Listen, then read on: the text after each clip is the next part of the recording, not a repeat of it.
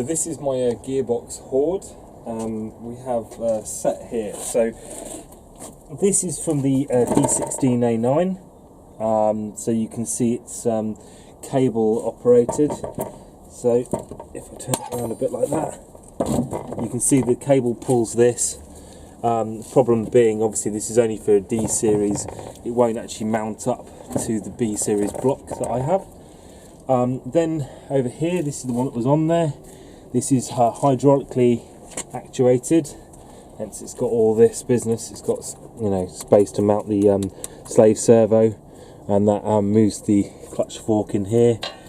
And yeah, that's that's the S4C limited slip gearbox got there. And then this is the one taking the old mount off, but this is the one for the CRX VTEC import, I think SIR, and then this one is cable operated again. So this lever here moves the clutch fork, if you look in there. So this is, again, they're all 5-speed gearboxes. This is limited. This is not limited slip at the moment, but I've got a limited slip for it. So the first thing I want to do is check. I think I should be fine, but I want to check that this gearbox goes on that engine. You read a lot of things and they say things work, and I just think it's better to, before I go ahead and start taking things to bits, just try and mount the thing into it and see if that works. So that's what I'm going to do. I'm going to mount this gearbox on that engine and see if it fits. One thing before we move on is, if you look down there, there's a rubber glove down there, but you see there's no shaft running through it. That's a quick way you can tell if it's a limited slip differential. This is a limited slip in there, and I'll show you what one which has a open differential looks like. So a non-limited slip differential. See there, that bar that's down there? Yeah, you can see that? Yeah. That means it's got an open differential. So that's why we're going to need to change it. Another thing you can do is, if it's still on the car, engage first gear, jack the car up and turn one of the front wheels, and the other one should spin the same way. So that's another way of telling, one of the ways you can tell if it's limited slip differential or not. If it spins the opposite way, it's just a regular open differential with the bar in, essentially. So that's one thing you can do. So now what I'm going to try and do is just muscle that in to here. Obviously the clutch and everything's already in there and centered, so I'm just going to just try and pick him up and chuck him in. So just try to shove that in. This isn't like that. I've just done an amateur mistake, but that's good, because that was just to show you. Be careful here. I've got a bunch of dowels, okay? So this is a dowel there, but I've mistakenly left the old dowel on there. So, you know, a dowel there and a dowel there, it's not going to go in. So I've got to take out one of these dowels. So I'm going to have to do that. I'll get some pliers on that. I've got two kind of vice grip pliers here, and I want to take this dowel out. So what I'm going to do is just put both of them on, so I've got most grip, and then kind of rock it back and forward. It's coming. That was less effort than I thought it was going to be. What you don't want to do is maul it too bad.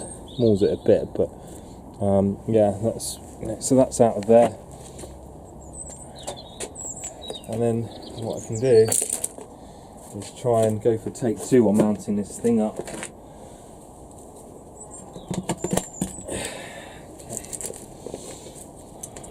What you don't want to do is, especially when you're installing, is, you know, hold on to the clutch lever. It's just a bad thing to do. You want to hold underneath here.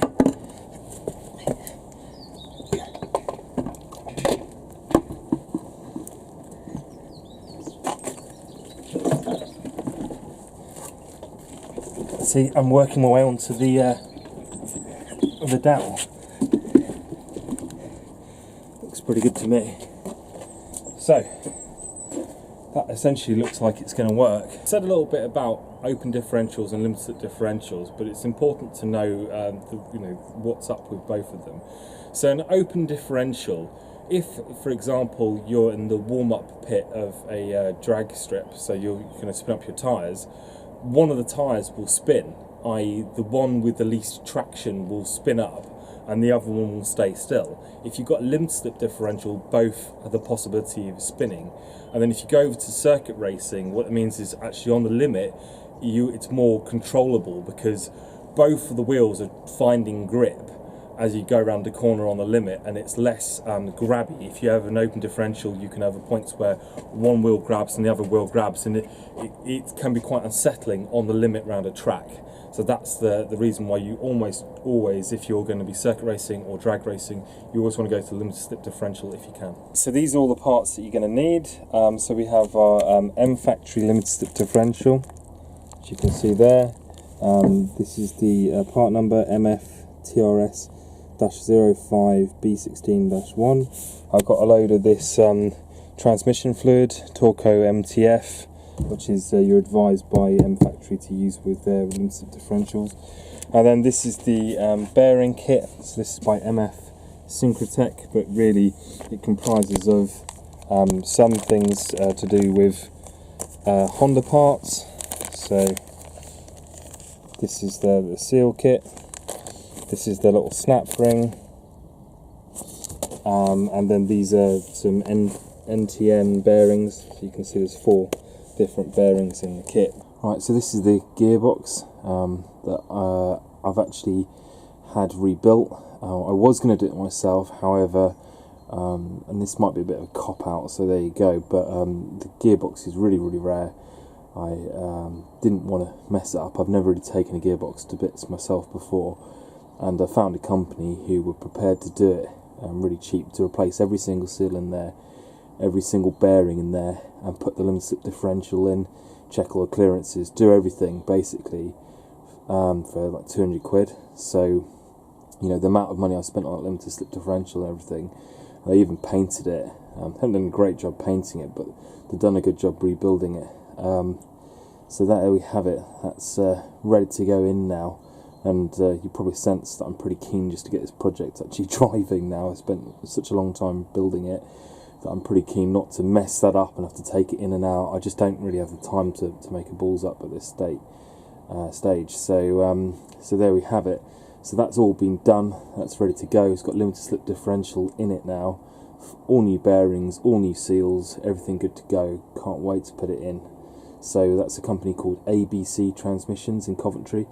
As you know, I don't usually farm out most of the stuff I do, but you know, I can't do some things such as, you know, put tyres on rims or refurb in a good way, things like that. And I also can't, well, at the moment, I probably could have done, but I didn't want to redo the bearings and everything, because when you're pressing them on, I've got quite a limited, 10-ton press around the back here. And I haven't got all the cups I need to press bearings on. I just didn't. The bearing kit was quite expensive as well. You know, the standard Honda bearing kit, that was about 200 quid. The limited differential was like, I think it was like 500 quid odd. So, you know, if I did mess it up, that's a lot of money going down the pan. So there we go, that's what I did. But yeah, so that's good to go now. I can pretty much just put that back onto the engine itself. And yeah, pretty excited to get this whole thing rolling now.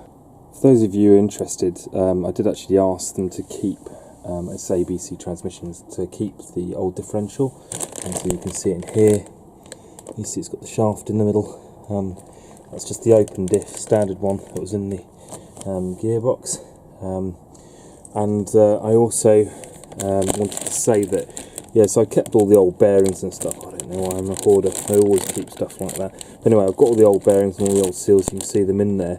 But one of the things in the kit that I did get, and I'll mention the kit, the part number and stuff on the screen now, but one of the things it didn't come with is bearings for the actual diff itself. So you can see here, this is the diff, and if I turn it around a bit, you see there's bearings on the diff itself.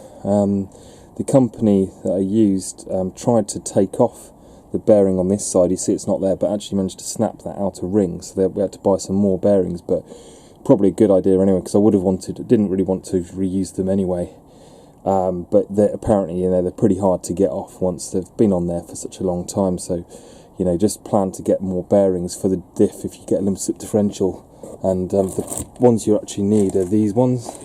So they're two, the same, and they are these NSKs 6208C3, and it's got a number.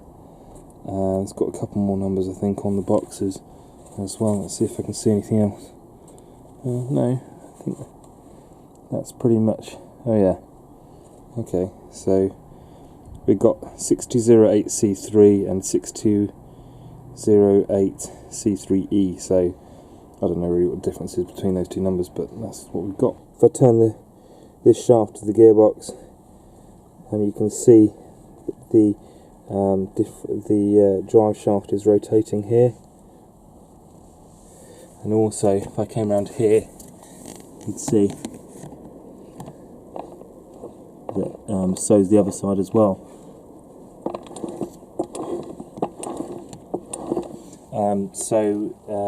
That means that it's got limited differential, as we know now. But if I had an open differential, basically they'd turn the opposite direction. So if I turn this one now, I turn it forward, essentially,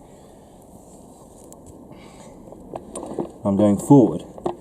However, if I had an open differential, it would actually be turning backwards. So that's kind of the difference between them, in simple terms of something you can show if you want to prove if it's got one or the other. The other thing is, obviously, like I said before, about the shaft running through it. So this doesn't have a shaft running through it, and this one, the open diff, does have that shiny shaft right in the middle of that. It's worth mentioning the wheels I've got. I've got Buddy Club P1s in anthrite. Now, we bought these and had tyres fitted, but they were looking really scruffy, and so we decided to get them basically powder coated, and they've done a really nice job, the company I took it to. I'll put the details up of them, and you can see here's the front face, and obviously the backs as well.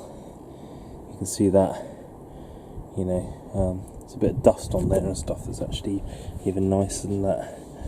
If I wipe them round, but so yeah, done a really nice job. I got some of these hub adapters as well that you need. I'll put the specs of those up as well. But basically, as they acid dipped them, which is part of their process, they left one of the hub ring adapters that's plastic anyway in the acid, and it basically boiled, well, melted, whatever. Wasn't great, but anyway, they're cheap to buy some more. So there we are with the Toyo Proxy T1R tyres on there, and they're 195 50/15s. So they've got, I think, a really good tyre for the money. So yeah, that's the package we got. The only thing that lets it down now a bit is the centre caps. Still got the same old scabby centre caps, so that's a bit crap. But there we go. I'll leave all the details of them on there. They're in Coventry, the company I used, and yeah, really professional. Like a few days turnaround, good price, and done a really good job. So, you know, well done to those guys, and that's why I'm going to give a link in the description if anyone's in the area. You know, use them, they're good.